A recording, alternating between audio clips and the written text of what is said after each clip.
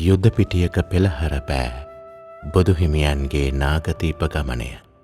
මෙයින් වසර 2500කටත් එපිට අතීතයේ සිද්ධාර්ථ ගෞතම බුදුරජාණන් වහන්සේ බුද්ධත්වයෙන් 5 වන වසරේ බක්පුර 15ක පොහොය දිනක ලක්දිව නාගදීපයට වැඩම කළසේක. එකල නාගදීපයේ චූලෝතර සහ මහෝදර නම් නාරජුන් දෙදෙනෙකු අතර මහා යුද්ධයක් ඇවිලෙන්නට ආසන්නව තිබුණි.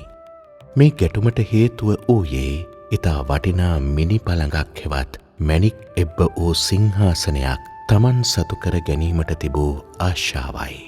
මහෝදර රජුගේ බෑණනුවන් වූයේ චූලෝතරයි. ලේ නෑයන් වුවත් මේ මැණික් පුටුව වෙනුවෙන් එකිනෙකා මරා ගැනීමට දහස් ගණන් නාගසේනාව සමග ඔවුන් යුද පිටියට පැමිණ සිටියහ. එදින හිමිදිරි උදෑසන මහා කරුණා සමාපත්තියට සමවැදී ලොව දෙස බැලූ බුදුරජාණන් වහන්සේ සිදුවන්නට යන මේ මහා විනාශය දැක කරුණාවෙන් යුතුව නාගදීපයට වැඩම කළහ.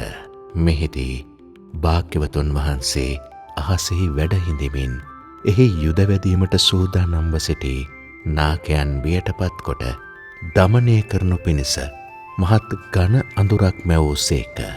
එයින් නාගයින් බියපත් වූ විට 이르දි බලයෙන් ආලෝකයක් විහිදුවා තමන් වහන්සේව ඔවුන්ට දකින්නට සැලැස්සූසේක.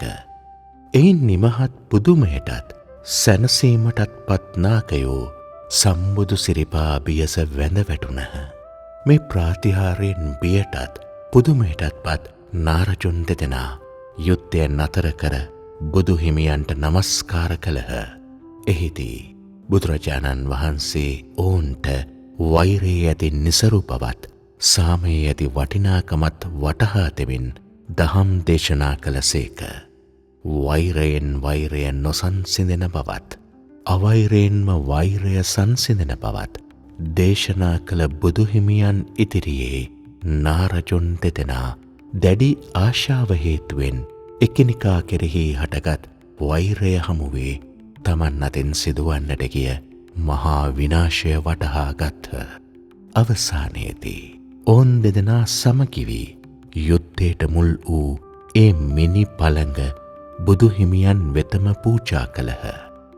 අද අප නාගදීපයේ දකින්නේ එම මිනි පළඟ තැන්පත් කර සාතන ලද රාජායතන ස්තූපයයි.